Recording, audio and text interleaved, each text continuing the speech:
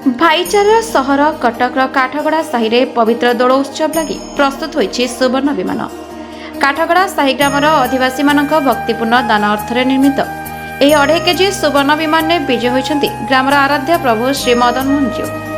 ଏହି ଗ୍ରାମରେ ଅନୁଷ୍ଠିତ ଦୋଳ ମେଲଣରେ ଆଖପାଖ ଅଞ୍ଚଳର ବହୁ ବିମାନ ନେଇ ପ୍ରଭୁ ଶ୍ରୀ ରାଧାକୃଷ୍ଣଙ୍କୁ ବିଜୟ କରାଇ ସଂକୀର୍ତ୍ତନ ଶୋଭାଯାତ୍ରାରେ କାଠଗଡ଼ା ସାହିସ୍ଥିତ ଦୋଳପୁରରେ ପୂଜାର୍ଚ୍ଚନା କରାଯାଇଥିଲା।